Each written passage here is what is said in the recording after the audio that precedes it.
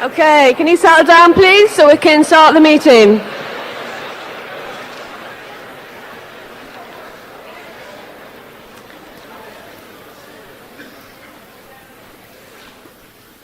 Thank you. This is an additional meeting at Marxism. It's called Northern Ireland from 1969 to 1999. The speaker tonight is Eamon McCann, and I'll be chairing the meeting. My name's Linda Carruthers. I'm a teacher in East London, and I'm in the SWP in Hackney. Eamon has been a long-standing member of the SWP and author of War in an Irish Town and his latest book, War and Peace in Northern Ireland. He'll be speaking for about 35 minutes. If you want to contribute to the discussion tonight, you'll notice that there are team members with the black T-shirts on with speaker slips. Indicate that you want a slip and then fill it out to outline briefly what you want to say in the discussion. This is so that we can have a balanced discussion tonight. And when you do come up to speak, I'll just warn you now that there'll only be 3 minutes each. That's so we can get the maximum amount of discussion as possible. After you spoke for 2 minutes, I'll tap the microphone, and that means that really you need to start winding up. Okay, I'll introduce Eamon.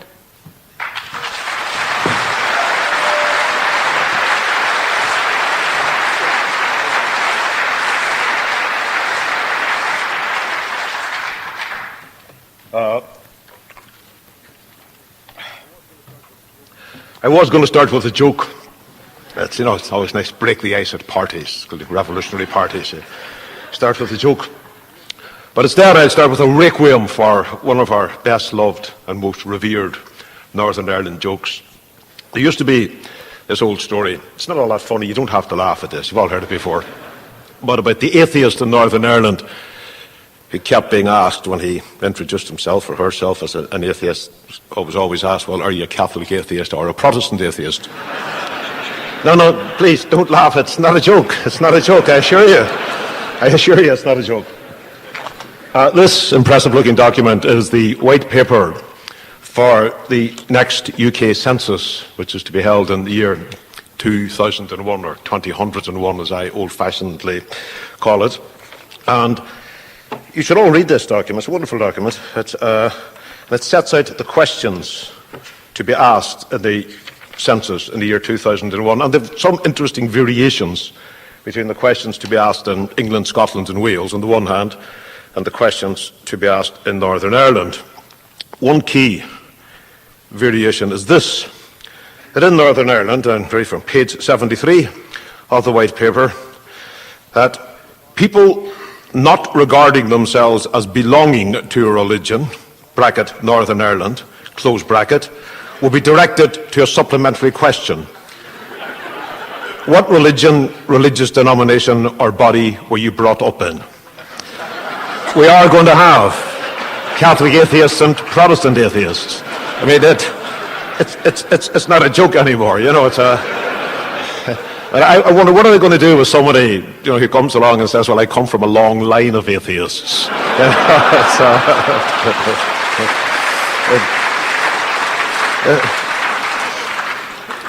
And there's it's not relevant to what I'm saying, but I just can't help noticing there's also some other interesting things in this document, that if you come from England, actually in Scotland they're not going to ask you about religion at all for reasons which are too complicated to go into, or which is another way of saying it, I'm not sure why that is.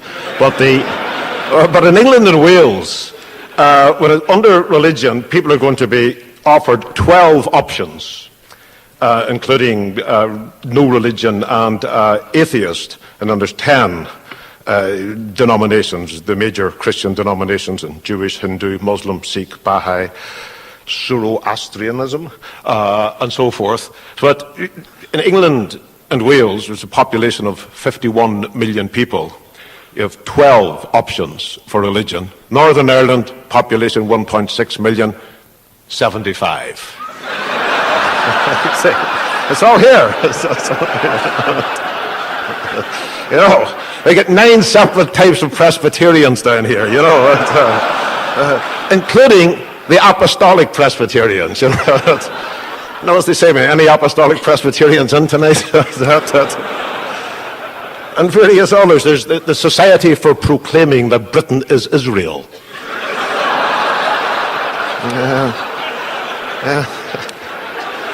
Actually, Robert Bradford, who was assassinated some years ago, he was a Unionist member of Parliament for South Belfast, was a member. He was. That was his religion. He was a member of the Society for Proclaiming that Britain is Israel. There are various other ones as well, but I won't read about Zoroastrians and some Cunnyites. Any Cunnyites in? I don't know what Cunnyites are. The point I'm getting to is this. I mean, what does that tell you about the mindset of people in Whitehall when they are drawing up these documents? What perception do they have of Northern Ireland? I mean, what this implies is that they see us in Northern Ireland as, well, crazy people, really. These crazy, demented, atavistic, irrational tribes at war with one another. And we all have to be compartmentalized and identified, given the sectarian coloration, made to identify with one of, quote, the two communities, even if we are people who have got no sense of identity with either of these communities, and would regard it as an insult to be told that we have to allocate ourselves to one or the other. You see, I have no doubt at all that when they were drawing that up and they decided to put it in, what they had in mind was the peace process. I say that's the reason those questions are in the census for 2001. They weren't in the census 10 years ago, 1991, 1981, 1971, ever before. This question about what religion were you brought up in if you've got no religion at all of your own.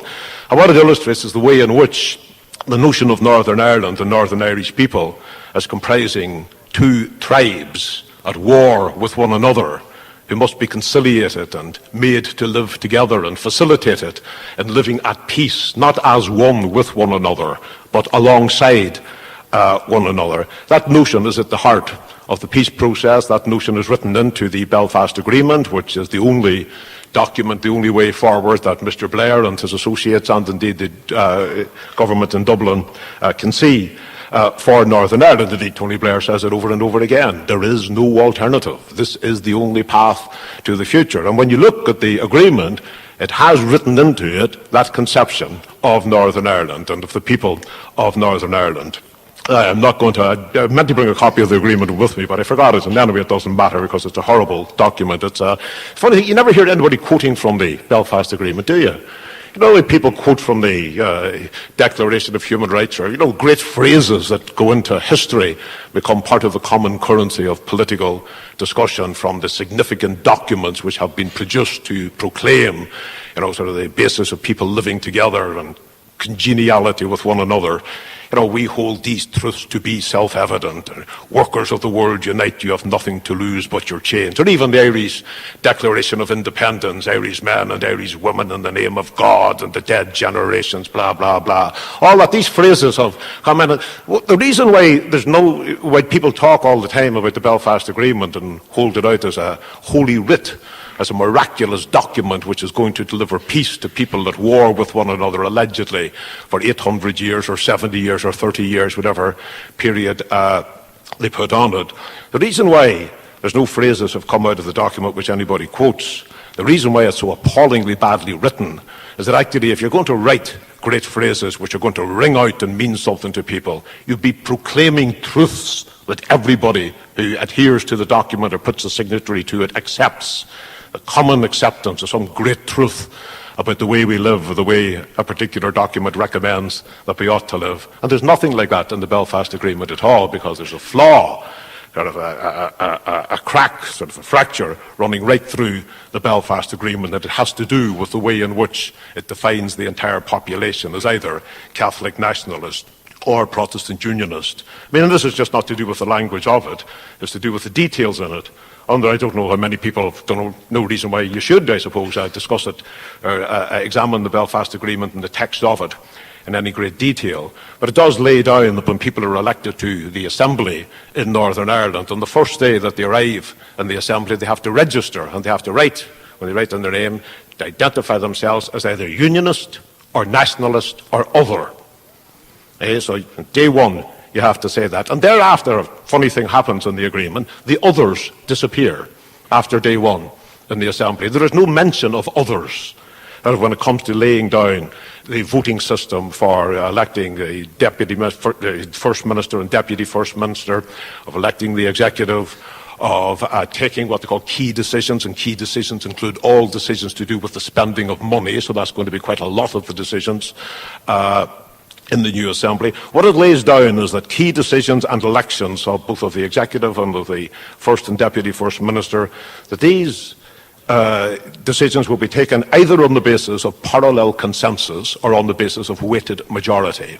Now, the details of these mathematical formulae don't matter very much, but what they mean, broadly speaking, is that no key decision can be made unless it commands a majority of the Unionist votes and a majority of the Nationalist votes, two separate majorities within the Parliament.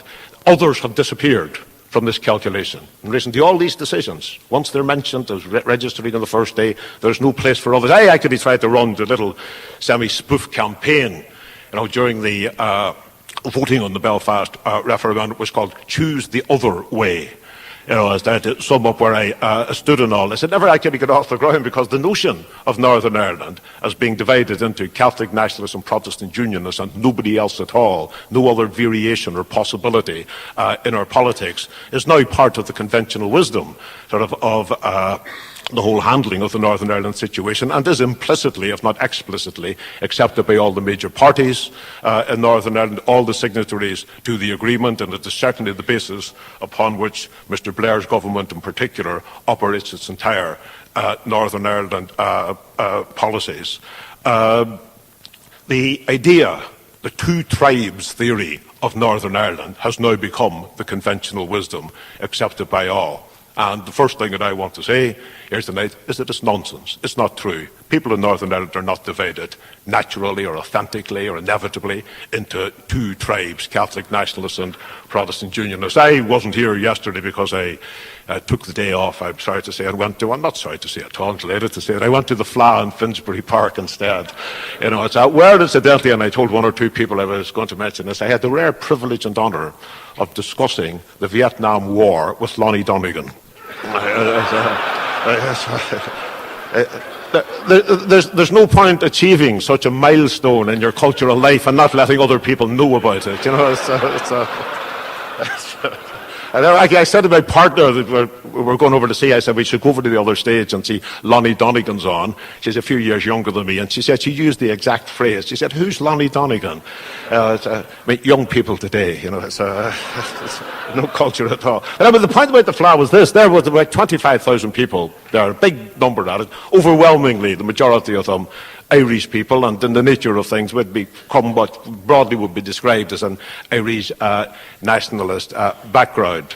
That's certainly how the Belfast Agreement would actually see them. The notion that they were part of a tribe of Catholic nationalists, burning with a sense of identity, that they're different from Protestants, and reaching back into their history to find some validation in their life, which is absolute nonsense. You only had to look at the crowd to see that. You only look at what they were wearing. You have to listen to the music that they had come there to hear. It's a bit of diddly-dee here and there, and diddly-dee music is fine in its place.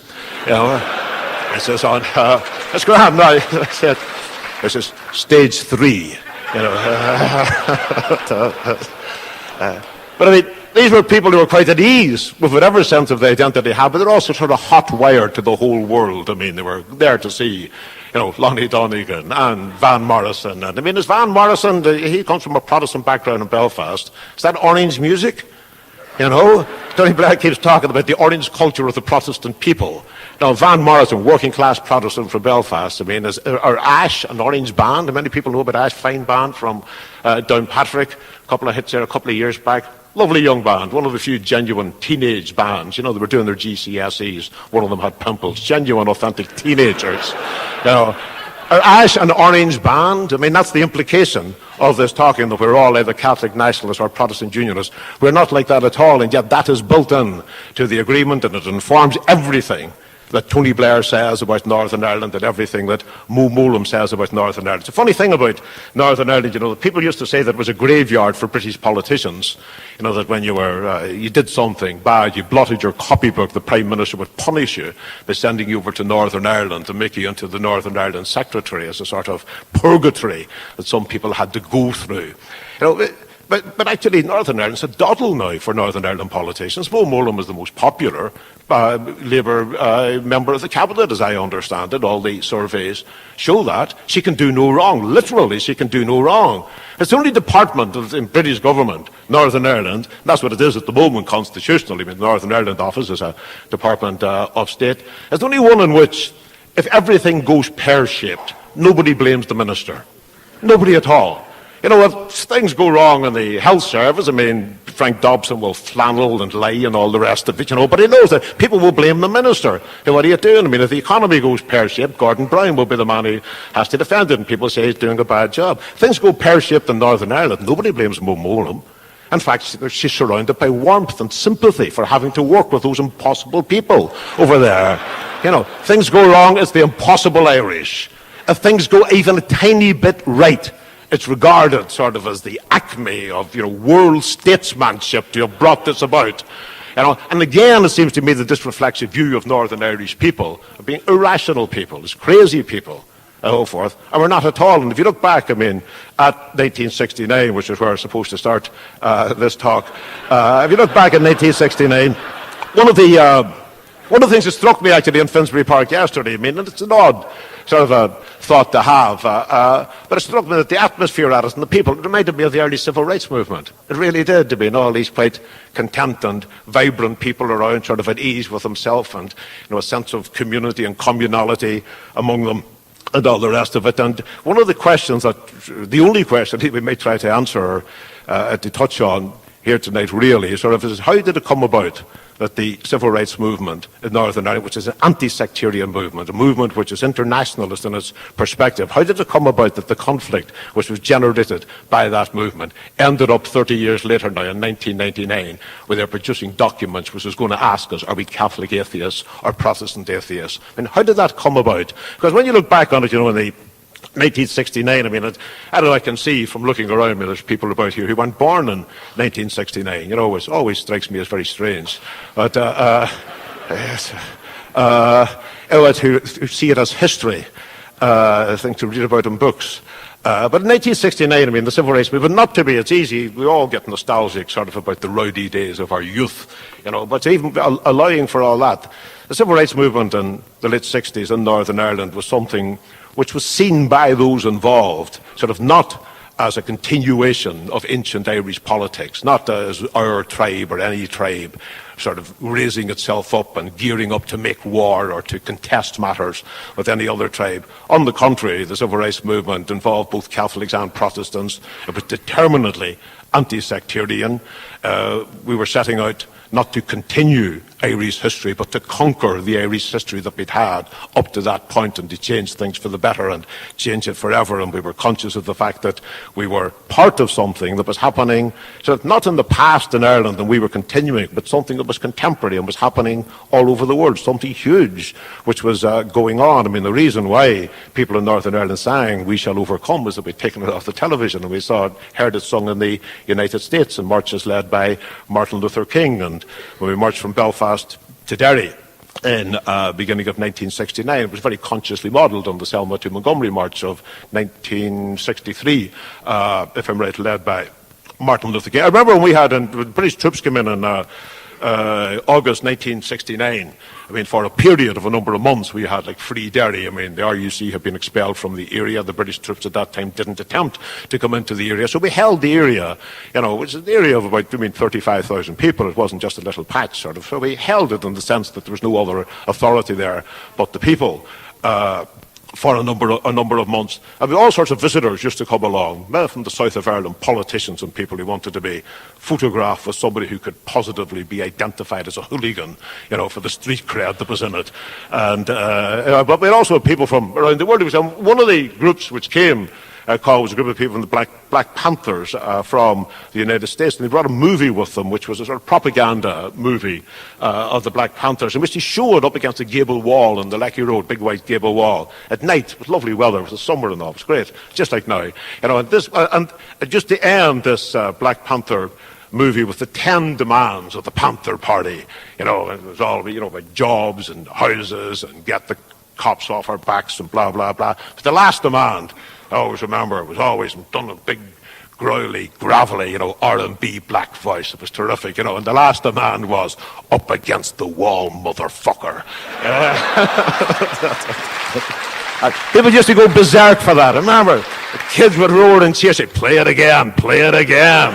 Yes, "Up against the wall, motherfucker." And that wall where we used to show that subsequently around that time, I mean, you might see this in it's one of the cliche pictures now from Northern Ireland, which is Freederry Wall, as we call it. It's a big gable wall. There used to be houses attached to it, but the houses have gone. We've just got the wall now, freestanding in the middle of the box, because it's become a sort of historic monument, and local people wouldn't tolerate it being torn down. And "You're now entering Freederry" is written on it. You see it in television shots all the time. And most people think, including most people in the Bogside now, take it for granted that what that means, "You're now entering Freederry," is that this was a Freederry created as a sort of installment on Free Ireland, that's what it means, because it means Irish freedom. But that's not actually what it meant when we put it up in the first place. It was put up in January 1969, and we took it from a picture which was from Berkeley College in California. And at that time, there was a whole series of sit-ins and teach-ins to do with racism and the Vietnam War, and loads of students occupying colleges, not just in the United States, but all around the world. And we saw this thing, and it said on it, at the entrance to Berkeley College, said, "You're now entering Free Berkeley."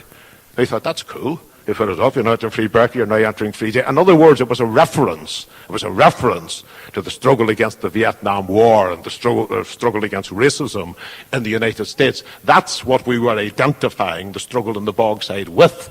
It wasn't with something that had happened deep in our history. It had nothing to do with tribalism at all. It had to do with broad world politics and progressive politics and trying to sort of bring Northern Ireland forward as other people around the world were fighting to bring other places and other peoples forward. And it's a singular and tragic thing in many ways when you look back on it, a movement which was infused by that sort of feeling and that sort of conception of itself ends up on the face of it. It's a movement which is now to do, or at least in the British government's version of it and the census version of it and the way you read about it in all the mainstream newspapers, including what passes for liberal newspapers these days, that sort of movement has now been reduced and constrained and confined into this tribal model. And to understand why that happened, if you understand why that happened, it seems to me that you understand, you've begun to understand at least a lot of the things that are happening in Northern Ireland now, and why they are not going to bring us peace and contentment, and why the peace process is not going to deliver a non-sectarian society, and why socialist politics are as relevant and as urgently needed now as ever they were in 1969 or at any period before or since. The demands which were being made by the civil rights movement in the late 60s were, as I say, the same sort of demands as were in other parts of the world, and they were basically for good grief. They were basically for fair distribution of houses and fair distribution of jobs, and an end to the sectarian police force, and an end to sectarianism in Northern Ireland society generally, for equal citizenship, if you like. A very low-level democratic demand, weren't terribly revolutionary demands. That was one of our problems. They were very broad and simple demands, and the reason why, in a phrase, why a movement that started out like that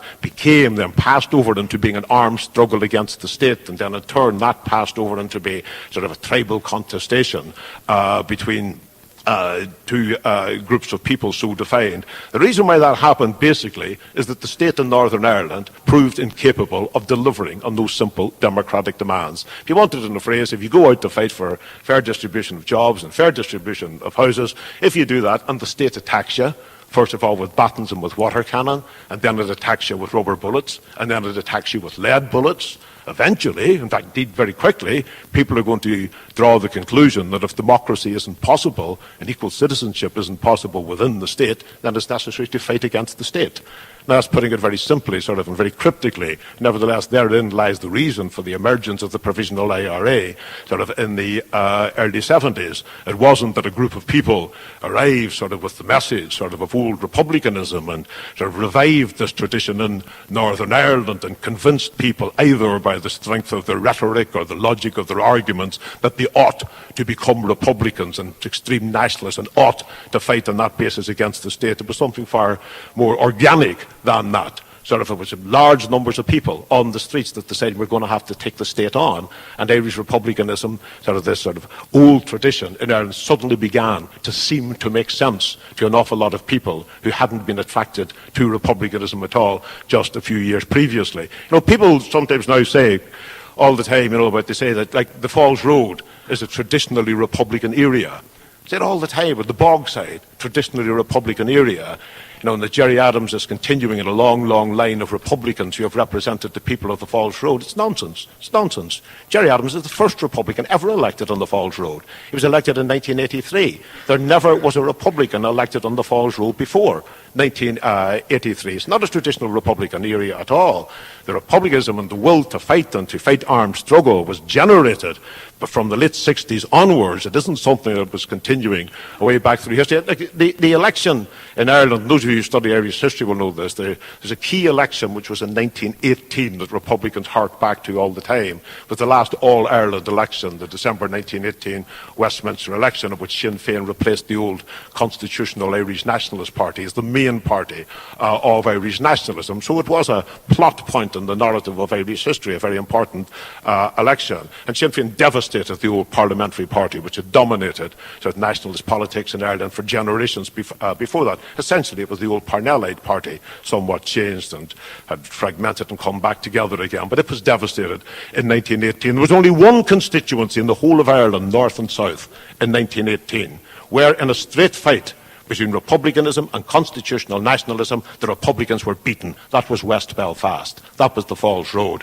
Joe Devlin beat Eamon de Valera almost 2-1 on the Falls Road at that time. Now, the point that I'm making, and we could talk at length at a meeting which was focusing more on the history of that period, why that was true, but the point that I'm making is that we're not dealing here with people who have got some ancient tradition of a cultural and political nature, which is built into their genealogical makeup, which comes out and gives them this tribal identity now in 1999. On the contrary, the reason why people think that the things that they do are because of the material circumstances which surrounded them in their lives, and drawing ordinary logical conclusions from their experiences on the street and their interaction, so to speak, with the forces of the state in Northern Ireland. And indeed, this is true of everywhere in the world, but in Northern Ireland, it is easily observable that this is true.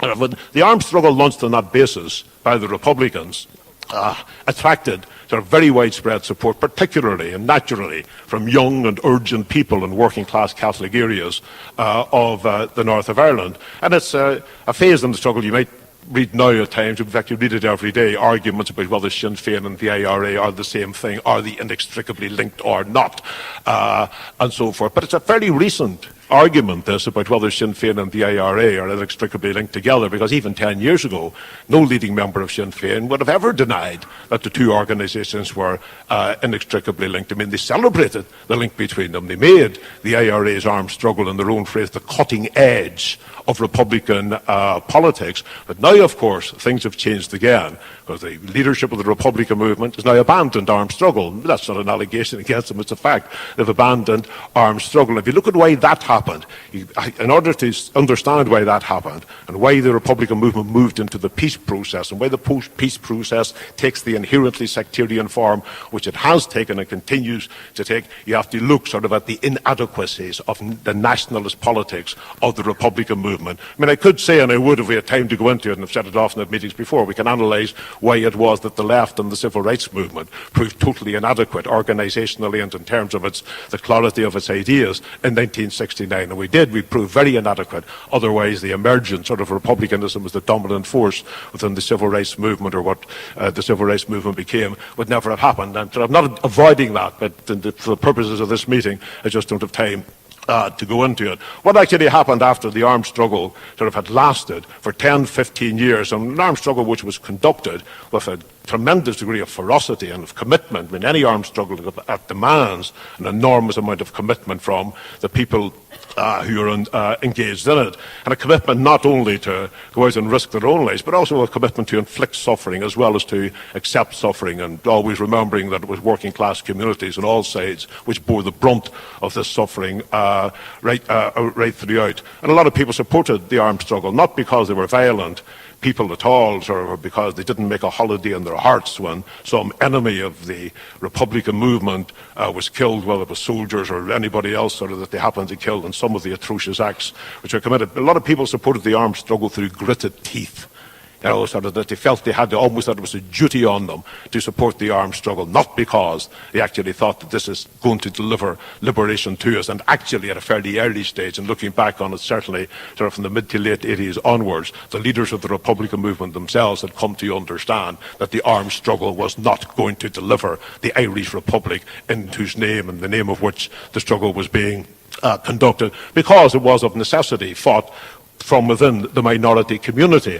And before an armed struggle fought from within the minority community is actually incapable of sort of drawing in wider layers of support. It was trapped within the ghettos. To say it was a ferocious expression of the anger or of the frustration of people in the ghettos, but it was also trapped within the ghettos. And you can't actually defeat imperialism from that, from a base as narrow as that, and as incapable of expanding in the way that that base was. And the calculation which was made, and it was natural given the nationalist politics of the Republican leaders, the calculation which they made in the 80s was that a better alternative to the armed struggle would be one in which they got on side with the most powerful forces in Ireland and around the world that they could get to support their particular project. That is to say, for example, the Dublin government, the SDLP in the north, make essentially the Catholic middle class, get out of the ghettos, get the Catholic middle class on side in an alliance, which is what the Hume Adams talks were about a few years back, then get the Dublin government on side and get corporate Irish America involved, and through corporate Irish America to reach in if possible, and they did manage to do it, right into the White House and form this sort of very powerful political alliance which might push sort of the nationalist case further forward than clearly the armed struggle was capable of doing. Now, the point is, it seems to me that was a natural thing sort of for people with nationalist ideas in their heads, sort of rather than socialist ideas. That was a natural conclusion for them to come to, but a number of things followed from it. You can't make common cause with the Dublin government and maintain that you're fighting for an Irish Workers' Republic. You can't. You know, because the Dublin government is actually not much in favour of an Irish Workers' Republic.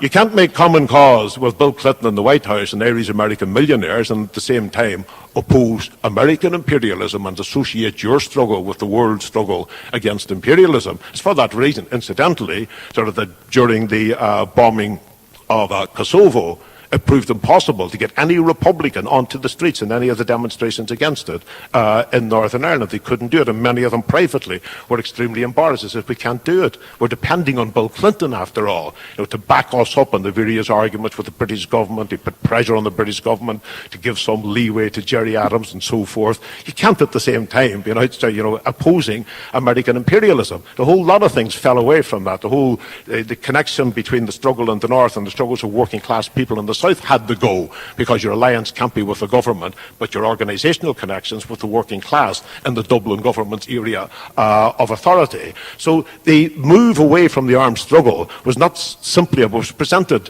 sort of in most of the conventional press and most conventional commentators sort of as people of a certain age deciding that they didn't want violence anymore because they were fathers and mothers now and grandfathers and grandmothers, or that they had been morally converted to the cause of democracy and away from the cause of violence.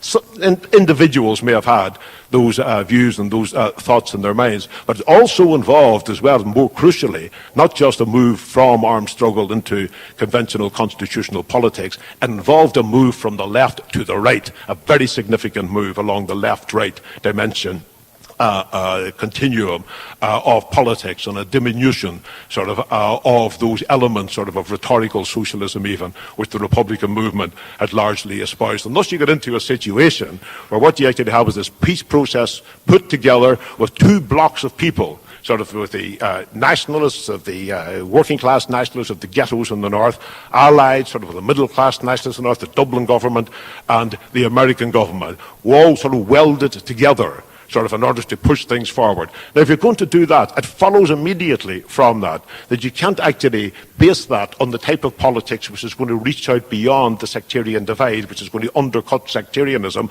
and appeal to the working class Protestants in the way that even that the civil rights movement had inadequately tried to do in the 60s. What I'm saying is that implicit in the peace process from the outset, and in the nature of the alliance which was built by the nationalists in Northern Ireland, implicit in that was an acceptance of something like the two tribes theory of northern politics. And that is the basis on which they went into the Tops Instalment, and that is the basis upon which the Belfast Agreement was drawn up. Now, the Belfast Agreement, as they say, is regarded as holy writ, and you're not allowed to criticise it in Northern Ireland. If you criticise the Belfast Agreement, you're told that you're against peace, which is again is nonsense. It's been very hard to make the type of argument the socialists need to make in the hurly-burly of argument in Northern Ireland. But look at it like this. If you compare it, you can compare the Belfast Agreement and the peace process in Northern Ireland for a moment just with the South African peace process, and something very interesting emerges from it. Now, the peace process in South Africa, I think most socialists would agree, leaves an awful lot to be desired. An awful lot of questions unresolved. The economic changes or lack of changes that have come about as a result of it are building up frustration in the townships and the rest of it. So it's not a perfect agreement by any means. It's not the subject of this meeting either. But it did do this. Everybody in South Africa understood the nature of the problem which was being addressed, and they understood what was at the heart of it. The problem was white minority rule. The solution was black majority rule. That was simple, and therefore the negotiations, and there were dodgy deals done here and there, and there were fraught and tortuous negotiations and all the rest of it, but everybody understood what the problem was. The negotiation, therefore, took the form of trying to work out an agreement on what changes would be necessary in the machinery of the state and the policies of the state, what laws would have to be abolished, the nature of the new laws to be brought in, and employment practices, and all the rest of it. That was the nature of the negotiation. Ask yourself this question. What was the problem which the Belfast Agreement addressed? What was the nature of the Northern Ireland problem that the Belfast Agreement sets out to solve? Read the document from start to finish. The most amazing thing about the document, apart from its appalling grammar and syntax, the most amazing thing about the document is that nowhere in it does it state what the problem is. This is why there's no good phrases in it. Because, as I said, if you're going to speak truths, you have to know what you're speaking the truths about. It is not said. Now, an outsider, anybody looking at Northern Ireland, looking back to the civil rights movement, which I mentioned, might say, well, it's simple, isn't it? That Northern Ireland is a sectarian state. It's a state which was constructed after partition so as to give expression to the identity of one community and to deny expression to the identity of the other community. And the police force and the magistracy and employment practices and government policy and all the rest of it all reflected that the sectarian nature of the Northern state. And if that's the problem, then the solution, in these limited terms, I'm not talking revolutionary politics, in these limited terms, the solution, therefore, will be to work out how to end the sectarian nature of the state, how to incorporate a nationalist minority into the state in terms congenial to itself. And the negotiations would have taken the form of what changes are therefore needed in the police, what changes are needed in government policy and the make-up of the government, and all the rest of it. So that would have been the form of the negotiations. That was not the form of the negotiations in Northern Ireland. Indeed, the form of the negotiations in Northern Ireland was to assume, implicitly, that the whole struggle had been based from 1969 onwards on an unfortunate misunderstanding between two groups of people, that there were no issues to be resolved here at all. And thus it was, for example, that the police, absolutely at the heart of this whole matter, and any state, the nature of any state and the way it impacts on people, the police force is absolutely key to that. Of course, the problem with the police was not dealt with in the negotiations. That was hived off to a commission, hasn't yet reported, under Chris Patton, the former Hong Kong governor. And crucially, a whole series of other things weren't dealt with either. But crucially, the problem which we're grappling with now, and which has created the crisis that Tony Blair is handling in this inept and inherently sectarian way at the moment, the problem of decommissioning was not dealt with there. And that was absolutely at the heart of it, because if the IRA is to decommission, it retrospectively delegitimizes the struggle which it waged down through the years. Implicitly, it is saying, we were wrong. We were the criminals. We're handing over our guns. It is a form of surrender. And no way could an agreement have been made and signed in 2 years ago in Belfast, in Good Friday last year in Belfast, if it was based on that, the Republicans wouldn't have signed up to it. But the Unionists were put in a position where they were not having to apologise for anything. The Unionist Party of Mr Trimble, the only party which has ever been in power in Northern Ireland, all the other Unionist parties, were formed sort of since the Troubles began. They are products of the Troubles. Only Mr Trimble's party was the cause of the Troubles. They held power for 50 years. An odd thing when you think about it, that Mr Trimble is now a man that everybody says we must make space for David. If David would actually, an air of contrition from Mr Trimble sort of wouldn't go amiss, sort of at times. The point is that it's not demanded of him. We're going to give another 5 minutes, okay? Yeah.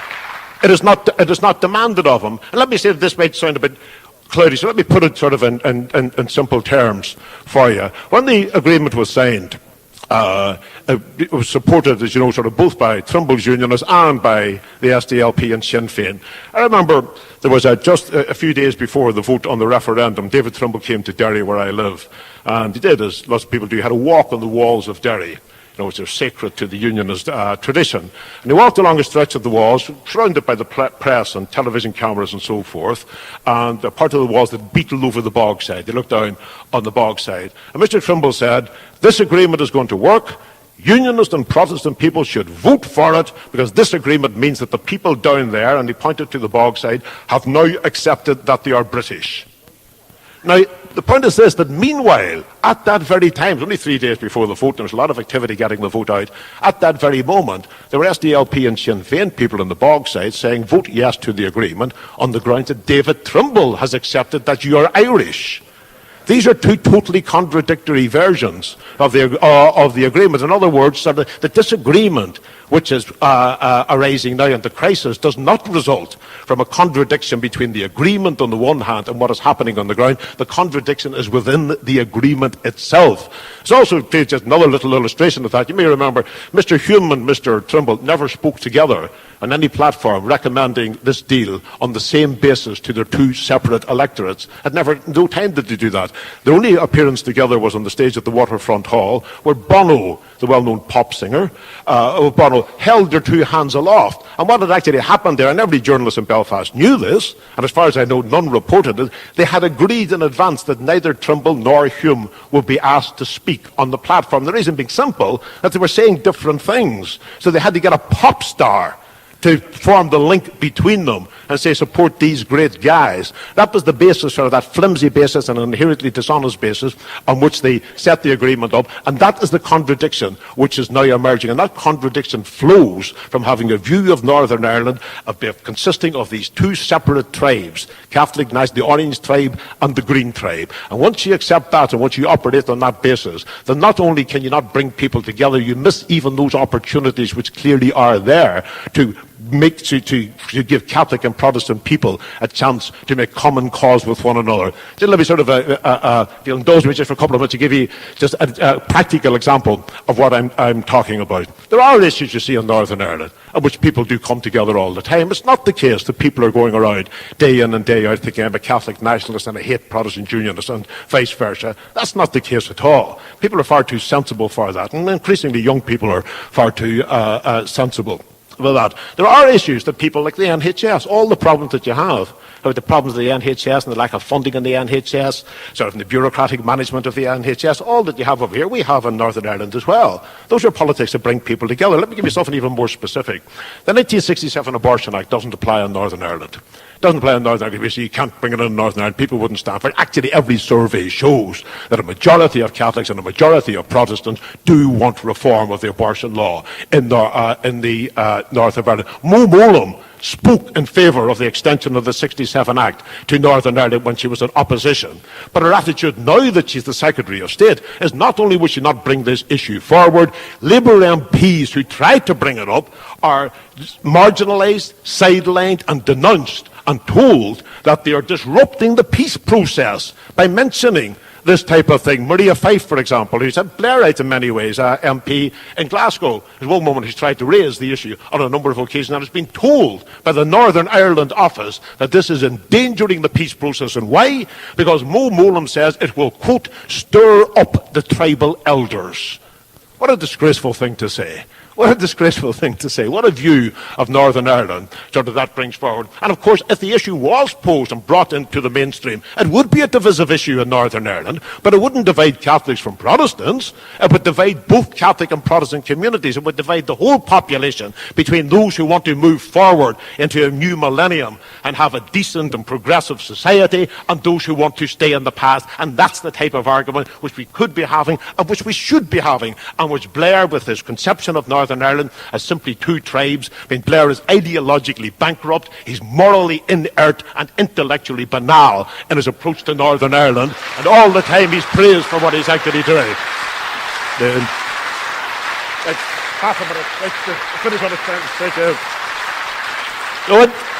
So in conclusion, what I'm saying is this, and there's other things that we could use to illustrate it. It is that the situation in Northern Ireland, sort of, it's not the caricature one that you actually see in the newspapers already. Of course, with bad things happening, there's going to be a spasms of evil sort of before we get this thing over. But there are issues, and there are politics, and there are people in Northern Ireland who do want to come together, that far from the Belfast Agreement actually enabling them to do that, the Belfast Agreement is actually policing people apart. And what we actually need, sort of a socialist in Britain, to begin to raise these issues. Unison is our biggest union. It is official unison policy that the 1967 Abortion Act should be extended to Northern Ireland. We should hear more about that. People should be talking about that openly. Questions should be asked of the government. What are they doing about it? Abortion law reform, people in Britain should be highlighting that and making it a major campaigning issue. The same is true, incidentally, of the age of consent. Do you know the age of consent is a year older for both straights and gays in Northern Ireland than it is here? Isn't that ridiculous? Are we different people?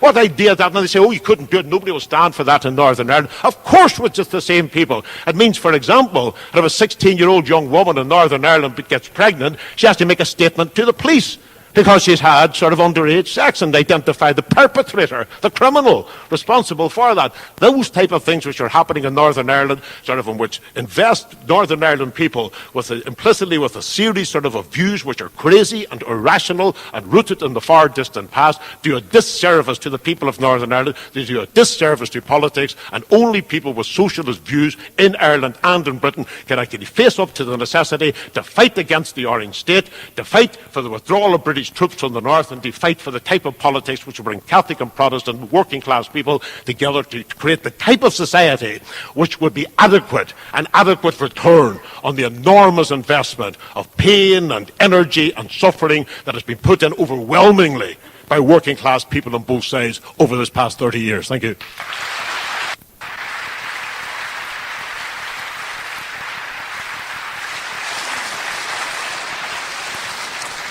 Right, thanks, Eamon. The first speaker will be Colin Bryce, followed by Andy McConnell. While Colin's making his way to the microphone, I'll read out a couple of questions. The first one, you had said after Widgery it was reasonable to join the IRA. How is it that this logic never compelled you? Second question, how would you characterise the current relationship between Britain and Northern Ireland? Imperialist?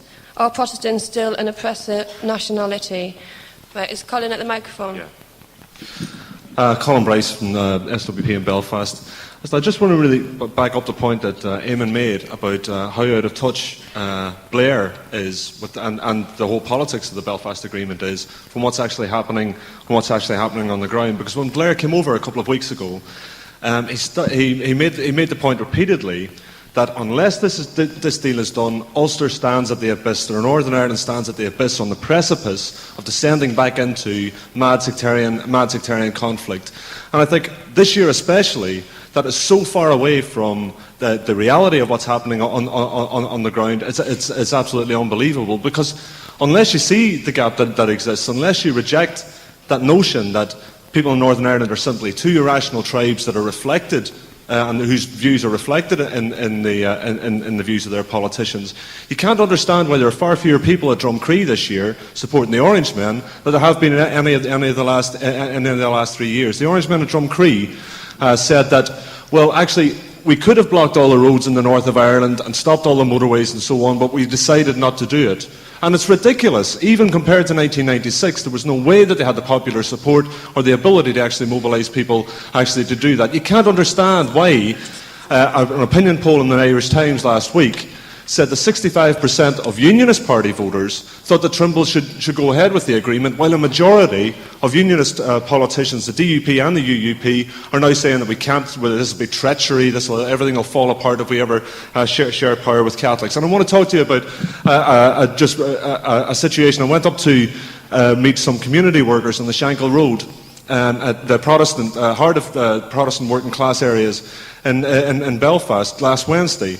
And they have just, in the last couple of months, got together and produced a report with Catholic women from the Falls Road in Belfast and other areas, working class Catholic and Protestant women getting together to produce a report on experiences of actually living with poverty. And they're trying to find a way to start a campaign about poverty that unites them across the class divide. The community centre is literally yards from what's called the peace line, where people, sort of are made to live apart in Belfast, but they are actually beginning to unite that. And what's funny about, and what's really striking about the conversations that are recorded in the little booklet they've produced, is that they say, we're always told by our politicians that you on the other side of that wall have got it better than us. The Catholic politicians say that Prods are getting everything.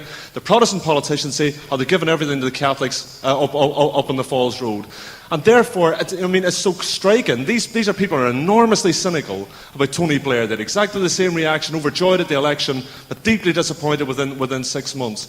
And it seems it's very, very clear that you can't build on that. You can't build on that impulse towards working class unity, towards people recognising that they've got the same problems because of the class that they're born into, not the religion they're born into, unless you at the same time reject the politicians who've got an vested interest in actually policing people apart. The Republican movement actually buys into that logic. I think we have the politics that can take that forward, that can begin to make that working class unity permanent, is politics that rejects the logic of Blairism and the market and all those sorts of things, but also rejects the analysis that is at the heart of the agreement, that people are two tribes and have to be policed apart.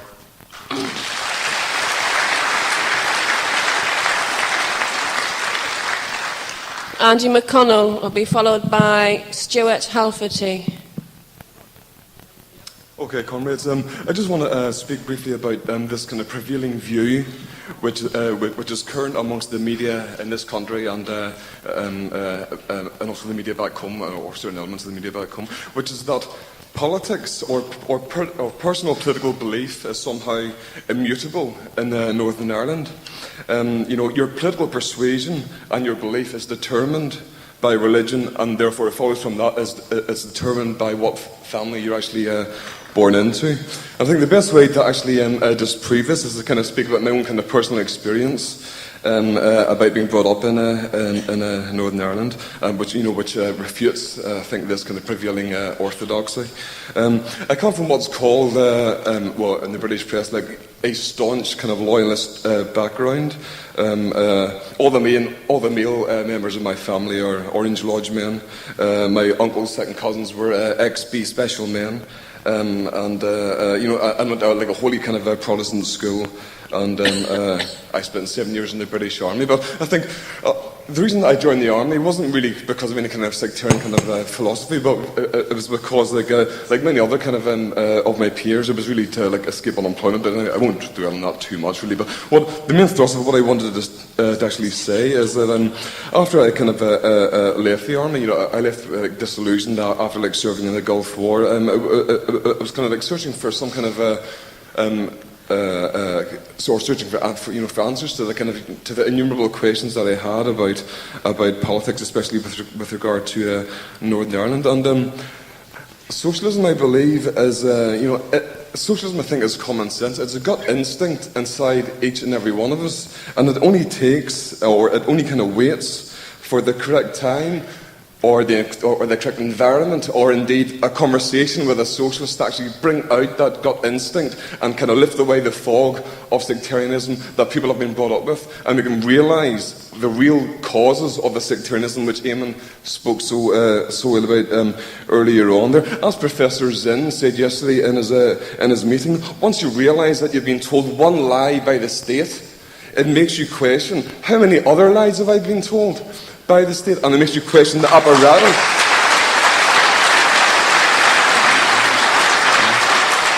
And it makes you question the apparatus and therefore the ideology of the state in which you live.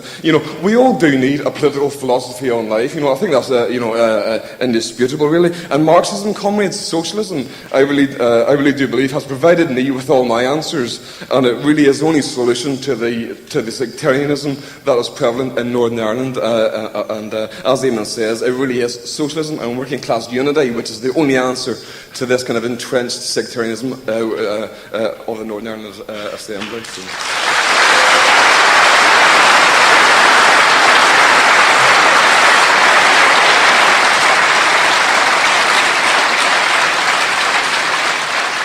Stuart will be followed by Hugh Stevens.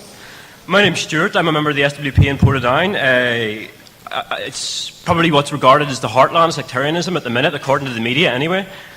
I work in Tesco's, which, it's not at the pinnacle of the class struggle or anything like that, but, it takes in a broad cross-section of people, both Catholic and Protestant, part-timers, full-timers, old people, young people.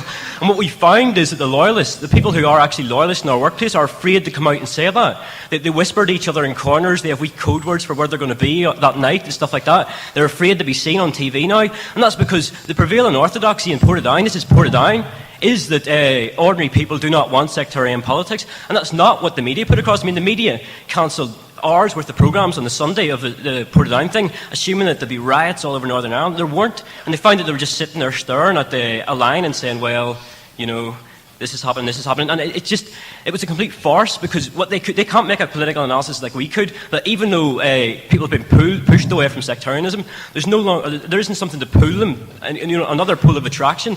So what we find is that there's a non-sectarian and even anti-sectarian feeling in Portadown, and it can't be articulated by anyone, and I hope that could be the SWP. But what Portadown has produced, it's become the heartland of a wee group called the Northern Ireland Labour Party, right? Which sounds horrible, and maybe in 100 years they'll spawn a blur, but they haven't done it yet. The guy who actually runs it is a really good revolutionary, and some of the members that he has were on the verge possibly of recruiting.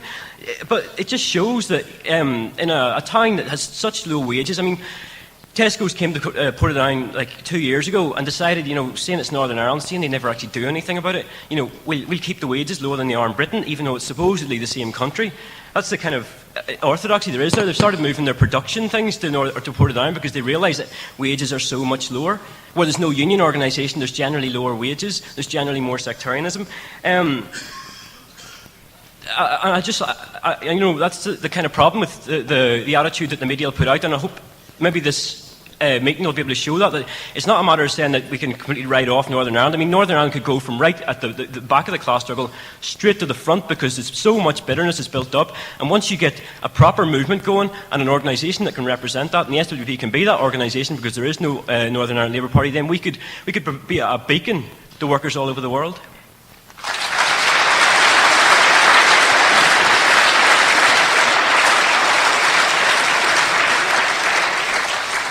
He will be followed by Chris Banbury. My name's Hugh Stevens. I'm an anti-war campaigner.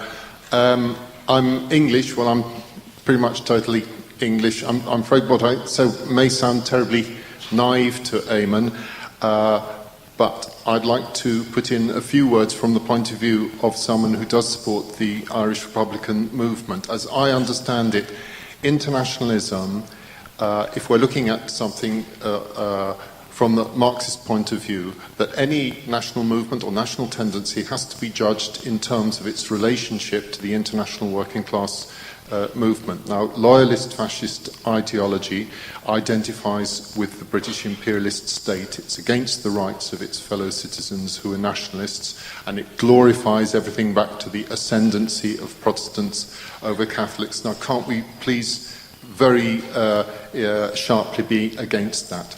The nationalist community are oppressed, discriminated against. Now, can't we very much be against that discrimination? Now, I very much I take the point that Eamon makes that the well-known wall in Free Derry was named after the wall in Berkeley, when it said you are now entering free Berkeley. And I remember those days. I was a hippie at that time and so on, and I remember the feeling that this was a time when all national barriers and national prejudices would disappear. But the fact is, I'm afraid that did turn out to be an illusion. That was not something which did actually generate a movement with deep roots among the working class around the world. The British colonial state had a lot of divide and rule tricks up its sleeve. It was able to generate these divisions, which kept going ever since. And as Alex Kalinikos was saying this morning, we must, in everything we do, sustain the concept of imperialism. If we're looking at anyone's rights around the world, we should look at it in the terms of imperialism and colonialism. And how much more should we see things in those terms when we're looking at the question of national rights? So that's why despite though I've listened to what Eamon said, and I would share this dream of a time when there could be a time when that national prejudice would all disappear, I still do support the Irish Republican movement. I support the Irish Republican Army, whom I consider the most heroic people we are ever likely to have in our region, an example to learn from. They've got enormous complexities of political policy to follow in very difficult situations. It's very difficult for their leadership in Sinn Féin to win their community over, for example, against the NATO attack on Yugoslavia, while at the same time trying to have some kind of alliance with bits of the US establishment. It's enormously complicated, but I do feel that that leadership is in the best hands. Thank you.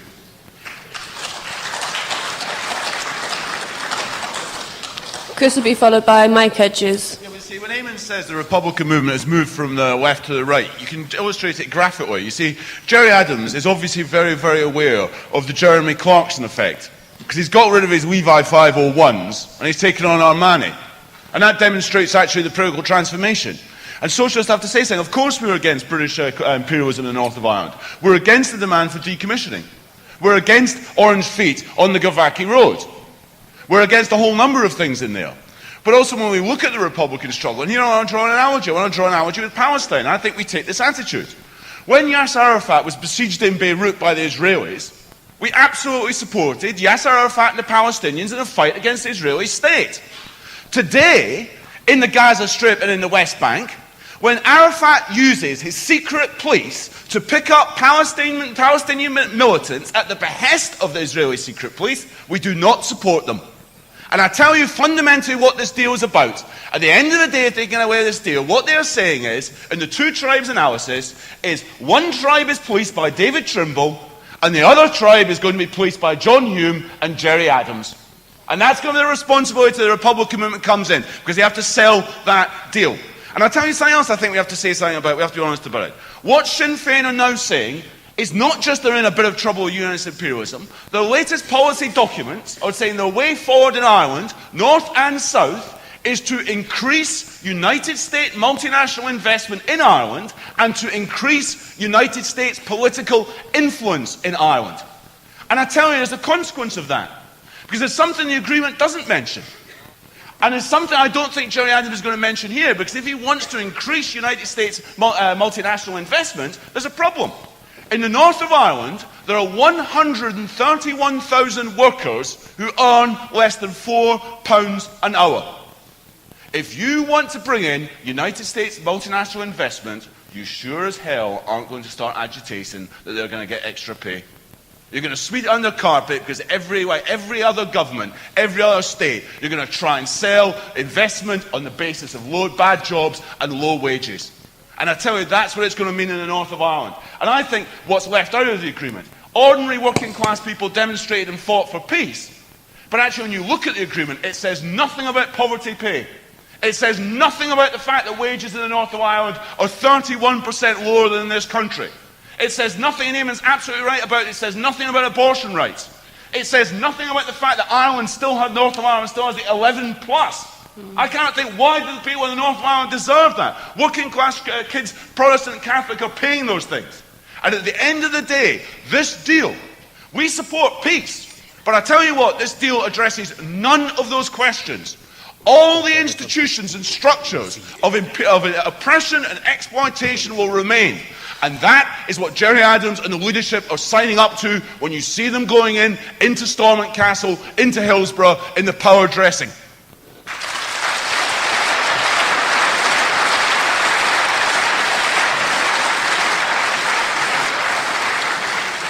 Mike Hedges will be followed by Michael O'Donovan. Yeah, I just wanted to say a few words about TNG conference last week, which I found inspiring.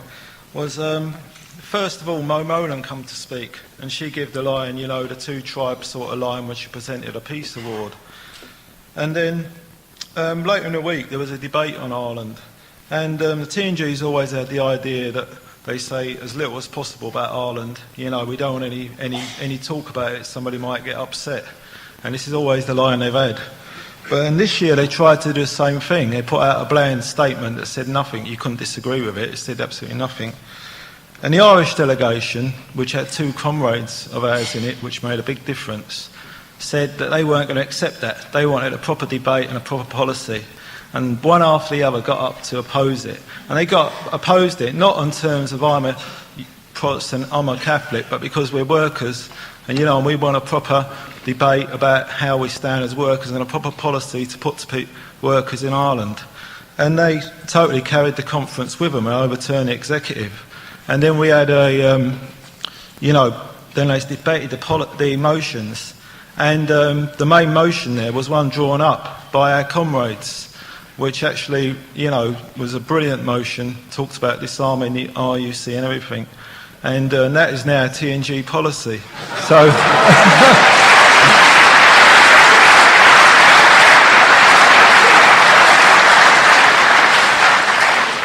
So, it showed the real difference between, the old ways that we used to do things, and now it seems that, workers in Ireland do want a way forward, cut across all this thing about, the two tribes, and I found it really inspiring. Thanks.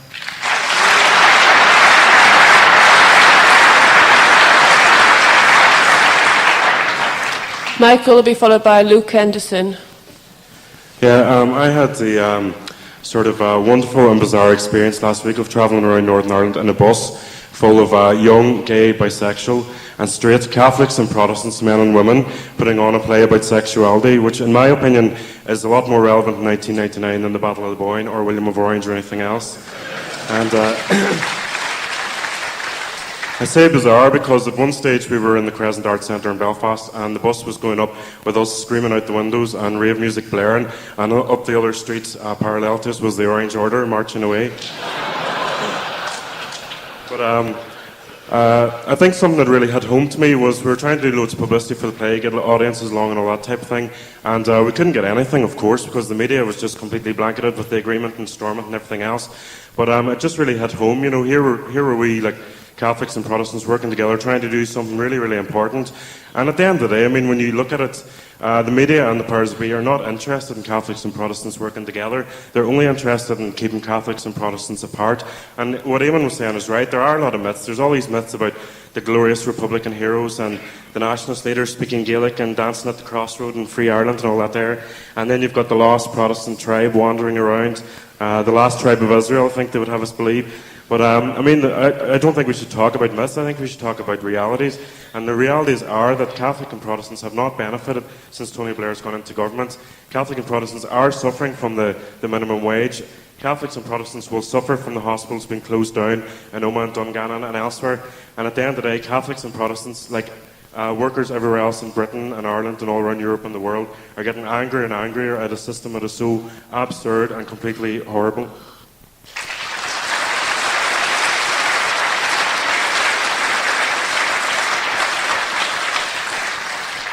Luke will be followed by Richard Boyd Barrett.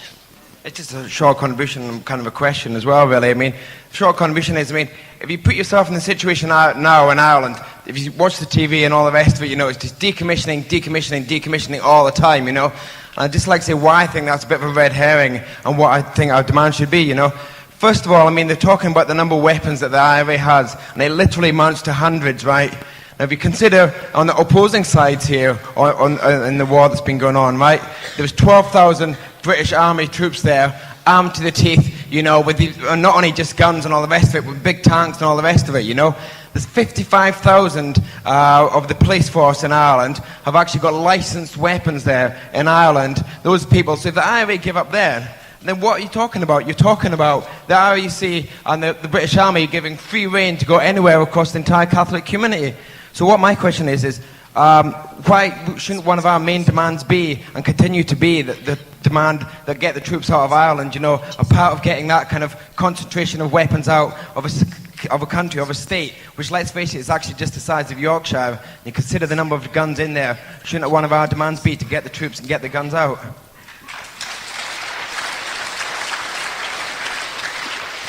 Richard will be followed by Judith Orr. If you wait a second, I've got a question. It says, is Orangism losing its hold over ordinary Protestants? Yeah, I just want to come back on the comrade who talked about supporting the Republican movement and taking a clear stand against Orangism and British imperialism. And I think the point is that the two things don't go together. The Socialist Workers' Party does absolutely clearly see the source of the problem in the north as the Orange state, as the sectarianism of the Orange Order, and indeed of the British presence propping up that state. And we're absolutely clear about it. And as Chris said, I mean, at the moment, we completely reject this call for decommissioning. I mean, it is a disgrace that the Labour government that has just bombed the hell out of the Balkans killed more innocent civilians in the last 3 or 4 weeks than the IRA killed in the last 25 years, have the gall to talk about the need to take the gun out of politics. But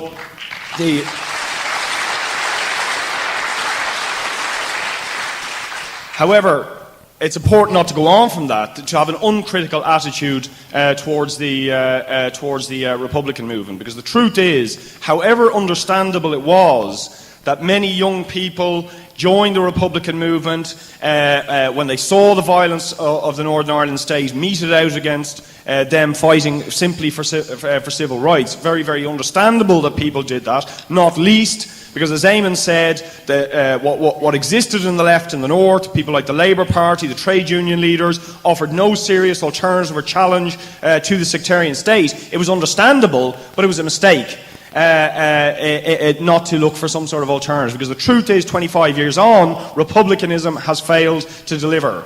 Not just as it failed to bring about socialism and an Irish Socialist Republic, which they used to talk about, but it has failed even in its own terms. Because they rejected the idea of the working class and combining the fight against imperialism with class politics, they had two strategies. One was the armed struggle.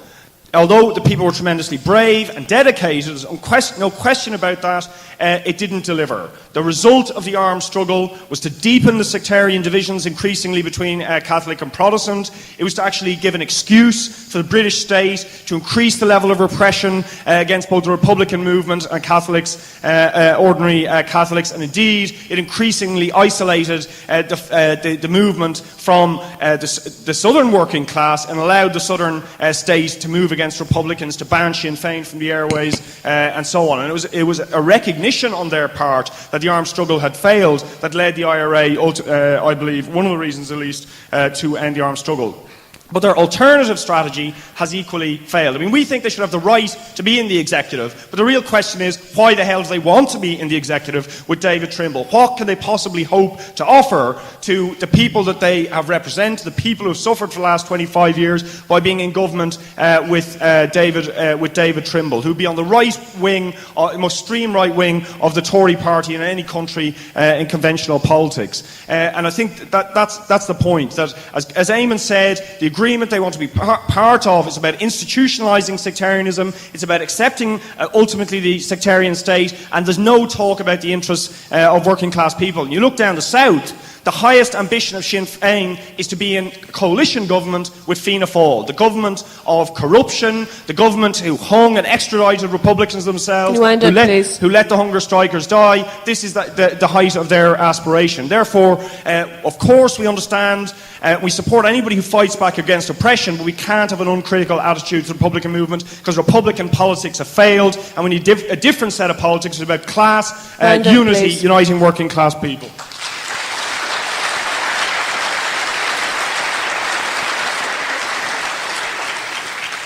Judith will be followed by Goretti Hogan. Yeah, I mean, just on the question, is Orangeism losing its hold? Because obviously you could get the impression, if you just watch TV over here, that every Protestant in Northern Ireland wanted nothing more than to march down the Garvaki Road with the outfit, with an orange sash, white gloves and a bowler hat and all the rest of it. And clearly, the whole demonisation, if you like, the idea that all these people are completely mad, that all they want is violent tribalism and all the rest of it is something that I think you do get the impression. And I think that, the idea that the loyalists are definitely using, the orange marches to try and whip up, a fear of you're going to lose your traditions, your culture. If we have this agreement come in, it means that, everything's going to go out the window. But I mean, you look at actually what working class Protestants have got to lose, it isn't a hell of a lot. What the unionist leaders have got to lose is a hell of a lot. And I think if you look at, if people sort of think there's no hope really and how can these people be won over, you have to remember some of the facts, which is actually there's more Protestants in trade unions than the unionist organisations put together. Something that you're never going to read as a headline in The Guardian, which likes to, really, the newspapers here, which like to put it across. And I think that the poll that a comrade earlier mentioned, that even of the Ulster unionists, 65% think that the leadership should sign up to the agreement, is a reflection really of even of the people who are in that organisation who would identify themselves as unionists are prepared to sign up to something which says, well, maybe we should sit down and talk about it and make some sort of compromise. Actually, the majority of people want peace. They want to get on with their lives. And actually, the whole thing about the Troubles, who suffered most in the Troubles? It was the working class people. It wasn't shared out murder rate across every class in Northern Ireland. Actually, you could draw a line on a little patch of Belfast which covers a Catholic and Protestant area where where a majority of the people who were murdered came from. This was actually a class that has suffered most in the Troubles. And I think that anybody who says this idea that what makes me sick is when you have these people going along to the talks and you have Blair flying in, the sensible British are always meant to come over here to keep the two tribes apart like two arguing kids. They're going to lift them up by the hair and hold them apart. Who needs a sensible British? So Blair's going to stay up all night in order to battle through, to do his best to bring agreement. Let's remember what the role of the British state was. Actually, to a whole generation of people who marched in '69, it was the state that forced them into the violence that's happened in the years past. And I think that whenever Eamon sort of compares it to the Flan stuff, I mean, you see on TV those original marches of people. It wasn't the case that they were about to get into some great armed struggle against imperialism. You saw the women in their beehives and their high heels and the men smartly dressed going out with their placards. They were going out in a march. I mean, you don't back comb your hair and go out thinking that you're going to lay in and be beaten up by the state. This was actually the role of it. And I think that the whole idea that these ordinary people, there's still ordinary people like that in Northern Ireland who want to take place, want to be a part of a struggle to make their lives better. The class divide in Northern Ireland is sharper than ever. There is the whole thing about even the infant mortality rate is higher in Northern Ireland than in Britain. What sort of a society is that? Right, I'll leave it there.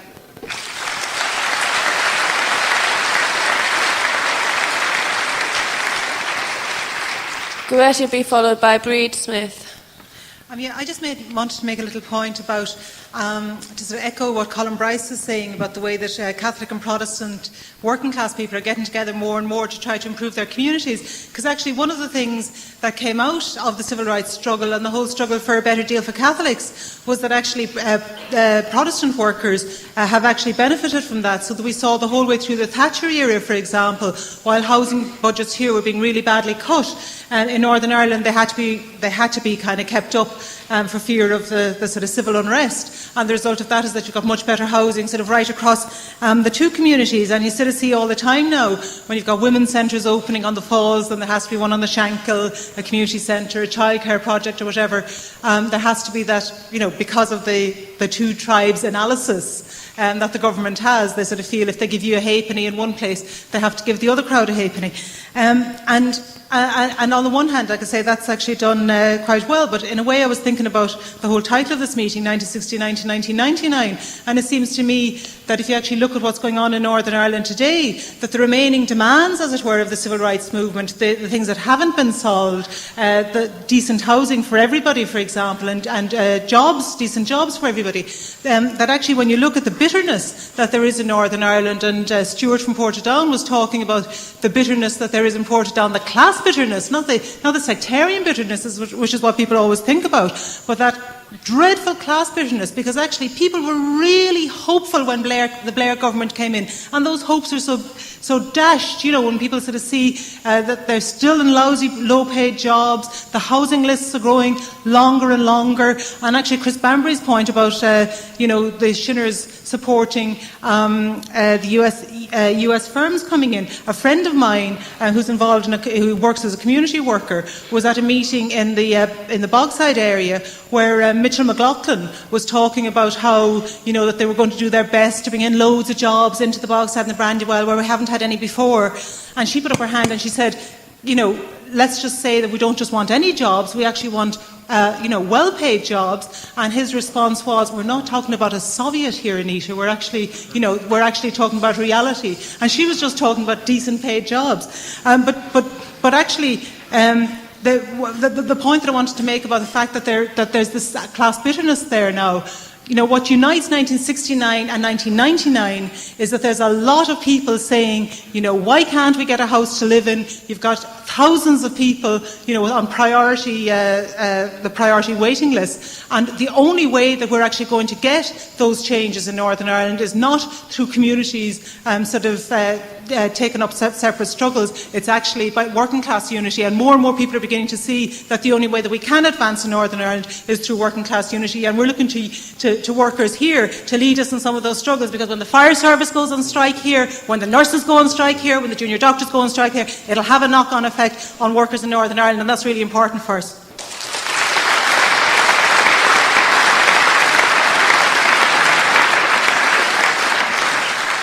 Will be followed by Conor Kennelly. I don't like getting into punditry about Northern Ireland, especially at the moment when you don't know what's going to happen from day to day. But tomorrow we could face a very, very ugly situation on the Lower Ormer Road. The Parades Commission has reversed its decision and have allowed the Orange Order to occupy the Lower Ormer Road Park. And it's going to become a focal point for the hardest of the hardest bigotry in Northern Ireland to assemble there tomorrow. I'm quite confident that it's going to be far less than what they were able to drum up 3 and 4 years ago. But nevertheless, it could be a focal point. There could be trouble. If there's 1 inch of ugly bigotry there tomorrow, I want everybody here to lay the blame clearly and squarely at the door of the Blair government. Nobody else but the Blair government.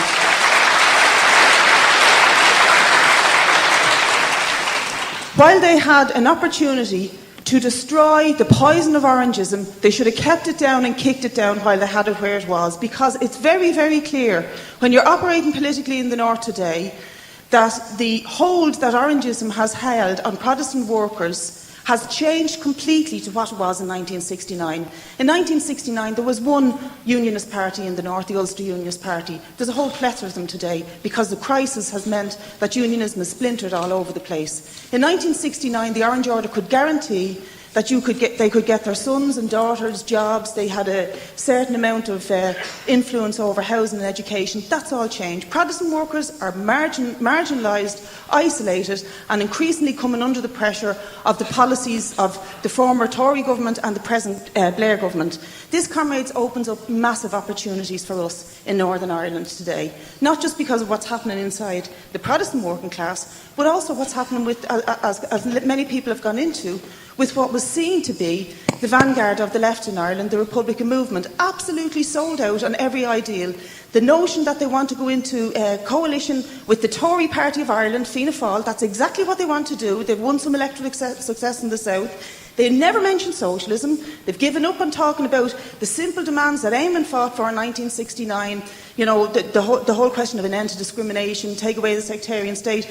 All of that has gone out the window. They've made their peace with the system, and increasingly Protestant workers have been alienated from what was traditionally holding a grip over their political ideology. That opens opportunities for socialists. It's our duty here in 1999 to go ahead and build a genuine revolutionary movement in Ireland.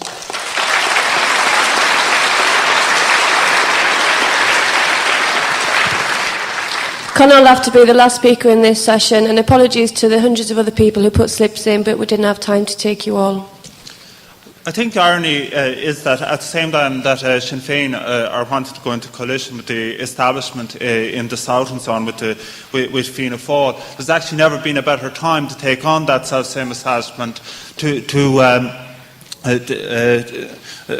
example, Fianna Fáil have actually seen their vote collapse over the past number of years. They failed to get 40% anymore in elections.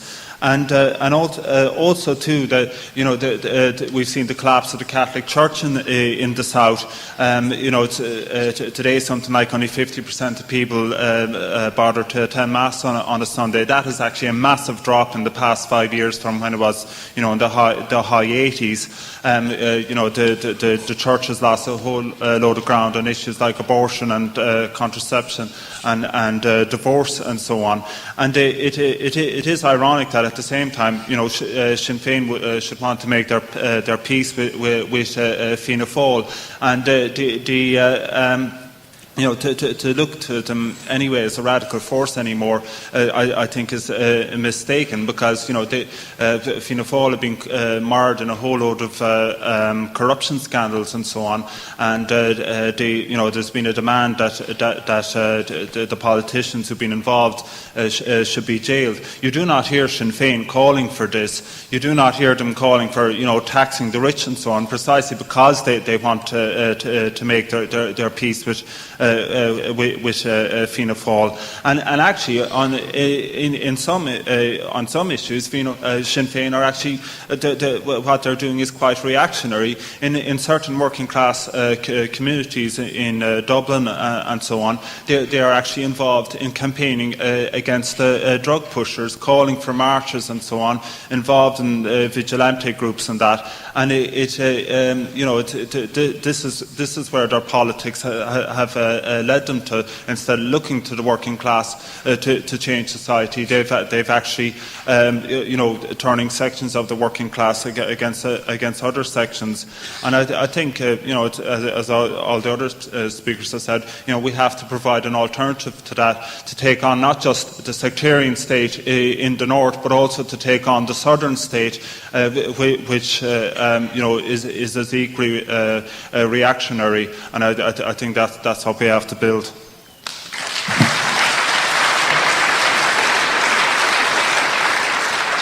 Okay, I'd like to thank everybody who contributed to the discussion. Before Eamon sums up, there's just two announcements. I'll read it out. In addition to Howard Zinn's excellent meeting yesterday, he will be staging the British premiere of his brilliant play, Marx in Soho. Not only is it an insightful introduction into Marx's life ideas and his relevance today, but it's also very funny. I didn't write this. It's at 9 p.m. tonight in here, and we suggest that you get there early. So I think you have to leave the room so they can set it up, then come back in again. The second announcement is that Eamon's fantastic new book is going to be on sale outside the meeting when it finishes, and you can get signed copies. Eamon. Oh, sorry.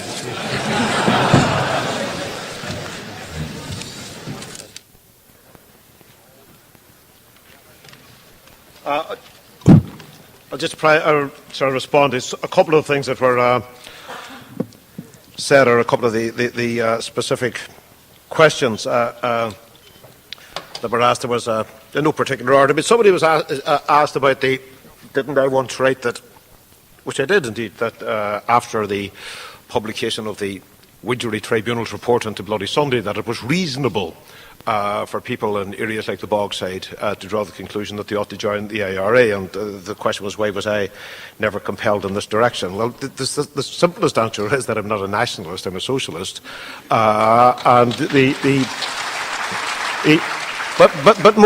more than that, I mean, the point I was making at that time, and I've been involved in the Bloody Sunday issue for whatever it is now, over 27 years, and I think we're still a long distance to go before we're going to get to the truth of it,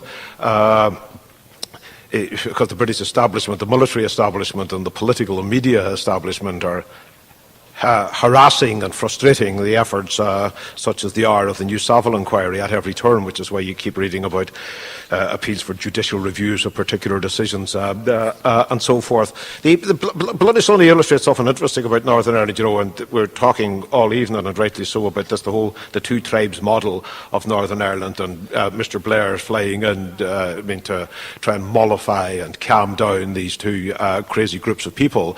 Very difficult to fit Bloody Sunday into that model, actually, because, of course, Bloody Sunday wasn't an atrocity perpetrated by one tribe against the other in Northern Ireland. Bloody Sunday was an atrocity perpetrated by Britain against the people in Northern Ireland, and there have been many of them indeed. And if you look back over just from Bloody Sunday onwards, I mean, one of the things that Blair needs to be reminded of, and that socialists should constantly do, is that the enmeshment of Britain down through the years, sort of in Irish affairs, is absolutely critical to the way things developed. It's not possible to understand sort of the conflict of the last 30 years. It's not possible to understand why there has been sort of a level of sectarianism in Northern Ireland and people rallied to various sectarian flags at times. It's not possible to understand that other than by reference to Britain's role in Ireland, which was a colonial role. And somebody had asked the question, how would I characterise the relationship between Britain and Northern Ireland as imperialist? Well, it's certainly characterised it as a colonialist one, and we're seeing sort of the last stages, the working out of that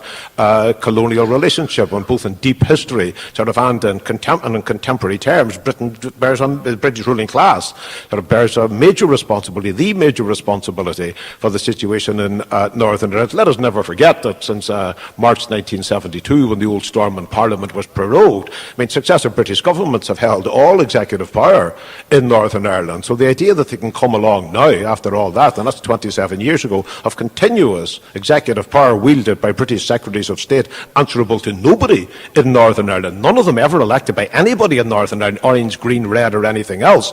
The idea that Blair can come along now and say that your problem that you have now in 1999 sort of is traceable back sort of to the curious atavistic nature of people in Northern Ireland. I mean, it's an insult to the people of Northern Ireland, and it's historically inaccurate, and it's also poisonous for British politics in that, to the extent that that is accepted, it means that people here in Britain, and working class people here in Britain, to the extent that they accept that, sort of, they are not actually holding their own ruling class accountable, sort of, and they're giving them a clean bill of political health in relation to Ireland, which they don't deserve, sort of, and they don't deserve it generally. And if you give it to them in Northern Ireland, you're compromising your position in relation to the capitalist class in Britain as a whole. Now, that's one of the reasons why it made sense, sort of a sort of sense, for Republicans in the early 70s. I mean, to argue sort of that what we're dealing with here is simply a continuation of the age-old struggle between Britain and Ireland, and that therefore people should join the IRA. And my point about Widgery, which I made on a number of occasions, is that it's commonly said now, even by quite respectable